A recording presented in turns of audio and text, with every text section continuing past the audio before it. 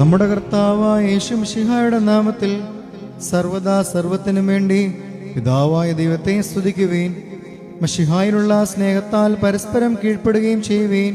സ്ത്രീകളെ, നമ്മുടെ കർത്താവിനെ എന്ന പ്രകാരം നിങ്ങൾ നിങ്ങളുടെ ഭർത്താക്കന്മാരെ അനുസരിപ്പീൻ. എന്തെന്നാൽ മിശിഹ സഭയുടെ തലയും ശരീരത്തിന്റെ രക്ഷിതാവുമാകുന്ന പ്രകാരം ഭർത്താവ് ഭാര്യയുടെ തലയാകുന്നു. സഭ മിശിഹായ്ക്ക് കീഴ്പ്പെടുന്ന പ്രകാരം തന്നെ ഭാര്യമാരും അവരവരുടെ ഭർത്താക്കന്മാർക്ക് സകലത്തിലും കീഴ്പ്പെടണം. ഭർത്താക്കന്മാരെ, മിശിഹ തന്റെ സഭയെ സ്നേഹിക്കുകയും അവളെ വിശുദ്ധീകരിക്കുവാൻ വേണ്ടി തന്നെ തന്നെ സമർപ്പിക്കുകയും ചെയ്തതുപോലെ നിങ്ങൾ ഭാര്യമാരെ സ്നേഹിക്കണം. അവൻ സഭയെ വിശുദ്ധീകരിക്കുന്നതിന് ജലം കൊണ്ട് കഴുകി വചനത്താൽ വെണ്മയുള്ളതാക്കി. ഇത് അവളെ കറയോ ചുളിവോ മറ്റു കുറവുകളോ ഇല്ലാത്ത മഹത്വപൂർണയായി തനിക്ക് തന്നെ പ്രതിഷ്ഠിക്കുന്നതിനും അവൾ കളങ്കരഹിതയും പരിശുദ്ധയുമായിരിക്കുന്നതിനും വേണ്ടിയാണ്. അതുപോലെ തന്നെ ഭർത്താക്കന്മാർ സ്വന്തം ശരീരങ്ങളെ എന്ന പോലെ ഭാര്യമാരെ സ്നേഹിക്കേണ്ടതാകുന്നു. എന്നാൽ തന്റെ ഭാര്യയെ സ്നേഹിക്കുന്നവൻ തന്നെ തന്നെയാകുന്നു സ്നേഹിക്കുന്നത്.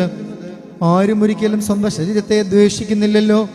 പിന്നെയോ മിശിഹ സഭയ്ക്ക് വേണ്ടി എന്നതുപോലെ അതിനെ പോഷിപ്പിക്കുകയും അതിനുവേണ്ടി ഉത്സാഹിക്കുകയും ചെയ്യുന്നു.